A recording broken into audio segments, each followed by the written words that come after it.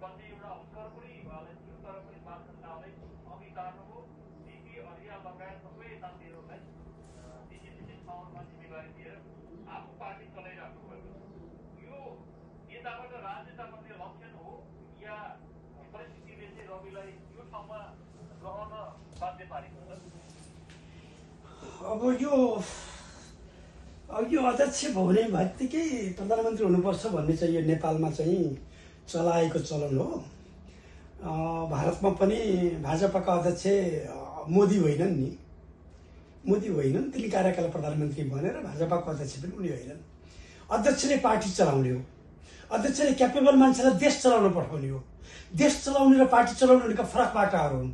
Party राम्रोसँग चल्यो भने त्यसले चाहिँ देशलाई ह्यान्डल गर्न सक्छ, देशलाई चलाउनको लागि व्यक्ति निर्माण गर्न सक्छ, नीति निर्देशन दिन सक्छ।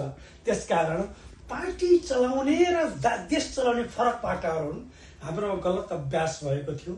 पार्टी चलाउँछ जसले त्यही नै देश चलाउन हिँड्ने, अनि त्यो पार्टीभित्र पनि मनोपली, देशभित्र पनि मनोपली। संसदीय व्यवस्थामा अध्यक्ष, सभापति, प्रधानमन्त्री बन्ने नै होइन। उसले त प्रधानमन्त्रीलाई बाटो निर्देशन दिने हो। आफ्नो पार्टीका सैद्धान्तिक आधारमा, आफ्नो पार्टीका दर्शनका आधारमा, नीतिका आधारमा देशलाई अगाडि लाने हो। र त 5 वर्षमा दिएको अवधिमा राष्ट्रले गरेका राम्रा नराम्रा सबै कुराको जस र अपजस पार्टीले लिने हो। पार्टीले आफ्नो उसमा चाहिँ हिँडाउने हो। त्यसकारण त्यो पार्टीको सभापति भनेको शेरबहादुर देउबा जस्तै, केपी ओली जस्तै प्रधानमन्त्री बन्ने हिँड्न हुने चाहिँ होइन। हामी गलत अभ्यास गरिरहेका थियौँ। यो केही होइन, यो एउटा प्रजातन्त्रभित्रको सही अभ्यास हो मात्रै भन्ने ठान्दछु मैले।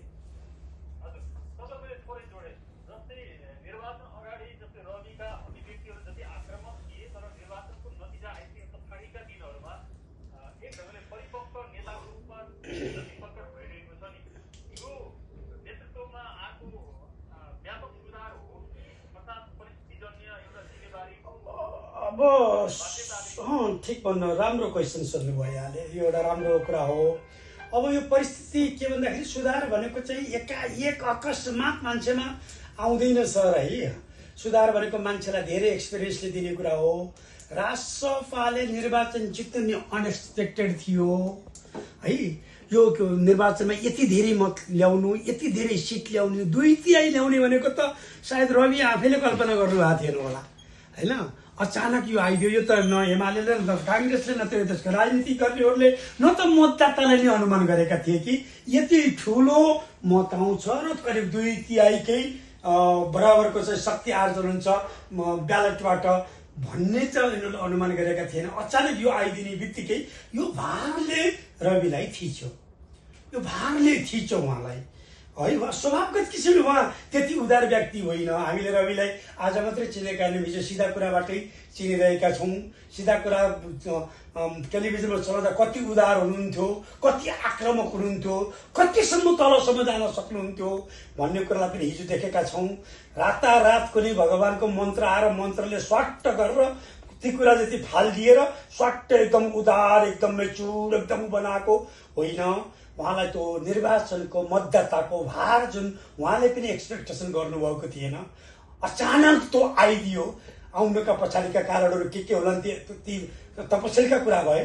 त्यस्तो भारले उहाँलाई थिच्यो अनि उहाँले सोच्नुभयो म पहिलाको एग्रेसनमा जान हुँदैन, अब म चाहिँ प्यासनसम्मसँग चाहिन्छ, अब अलिकति जेनरस बन्नुपर्छ भनेर जानुभयो। एकातिर त्यो हो भनेदेखि यहाँले डिपीजीलाई र बालनजीलाई प्रधानमन्त्री दिनुभयो, डिपीजीलाई चाहिँ सभामुख दिनुभयो, आफू पार्टी नै चलाउनु बस्नुभयो, कतै उदारता यो देखाउनु भयो, मेच्युरिटी भन्नुभयो। अस्तिको जुन उसमा उहाँले भाषण दिनुभयो यो ओरिएन्टेसनमा सांसदहरूलाई, it was fantastic, very good, very mature. मानौँ कि यो चाहिँ 4 दशक बढी राजनीति गरेको मान्छेले र त्यो 4 दशक बढी राजनीतिका उकाली ओह्राली हिँडेको मान्छेले दिने अभिव्यक्ति उहाँको थियो। यहाँ 5 दशक हिँडेकाहरूले पनि कुनै तोपले सरकार झर्दैन भने जस्ता कुरा पनि गर्न हिँड्छन् होइन। यहाँ धेरै आडम्बर, धेरै घमण्ड, धेरै ठुलो चाहिँ उत्तर देखेका पनि हामीले त। तर रविजी 2/3 करिब बहुमत प्राप्त गरेको पार्टीको सभापतिको हैसियतले आफ्ना सांसदहरूलाई जब उहाँले ओरिएन्टेसन निर्देशन दिँदै हुनुहुन्थ्यो त्यो कुराहरू हाइली मेच्योर थिए, हाइली मेच्योर, हाइली एक्सपिरियन्स लिडरका थिए। उहाँले जसरी बोल्नु भएको थियो त्यसरी नै शासन सत्तालाई अगाडि लानको लागि सरकारलाई निर्देशन गर्ने ठाउँमा हुनुहुन्छ उहाँ त। सरकार त पार्टीको सभापतिको अनुमति बिना हिँड्ने अधिकार संसदीय व्यवस्थाको साँच्चै प्रजातान्त्रिक मुलुकको हो भनेदेखि त्योसँग त्यो अधिकार हुँदैन सर। बालेन्द्रजीलाई उहाँले गाइड गर्ने हो पार्टीले, त्यो पार्टीलाई त्यो निर्देशन दिने अधिकारमा उहाँ हुनुहुन्छ। उहाँ त प्रधानमन्त्री भन्दा धेरै माथि हुनुहुन्छ, त्यागको कुरा होइन नि। सरकार चलाउने पार्टीको सभापति भनेको त उहाँले पठाइदिएको प्रधानमन्त्री त, उहाँले फिर्ता राख्न सक्नुहुन्छ। त्यो पावरमा रहेको व्यक्ति हो उहाँ। तर उहाँले त्यो अनुसार सरकारलाई निर्देशित गर्न सक्नुभयो भनेदेखि साँच्चै उहाँले आफूलाई एउटा राजनेतामा हो कि त जस्तो छनक चाहिँ यो 5 वर्ष चलाउनु भयो भनेदेखि दिन सक्नुहुन्छ। 5 वर्षमा छनक आउँछ, यो त्यति चाँडै राजनेता आउँदैन नि सर। राजनेता बन्नको लागि त धेरै पसिना चुहाउनुपर्छ, धेरै त्याग र समर्पण हुनुपर्छ। एउटा त्याग दुईटा त्यागले राजनेता आउँदैन। फेसबुकमा आउला, ट्विटरमा आउला, तर यथार्थमा राजनेता बन्ने छनक यो 5 वर्षमा देखाउन सक्नुहुन्छ उहाँले। हाम्रो नेपालको प्रजातान्त्रिक आन्दोलनका थुप्रै खुङ्गीहरूलाई चाहिँ पल्टाएर हेऱ्यो भने बिपी कोइराला, मदन भण्डारी हुँदै अहिलेको समकालीन राजनीतिमा आउँदाखेरि अर्थात् सङ्घीय लोकतान्त्रिक गणतन्त्र स्थापना गर्दासम्म चाहिँ बिपी कोइराला, मदन भण्डारी र प्रचण्डहरूलाई चाहिँ हामीले एउटा नेताको रूपमा चिन्ने या राजनेताको रूपमा चिन्ने जुन इतिहास चाहिँ प्रमाणित गर्ला। तर त्यो श्रृङ्खलाको पछिल्लो कडीको रूपमा रवि पनि हुन सक्छन् है भनेर भन्यो भने हो, हुन सक्ने सम्भावना त अब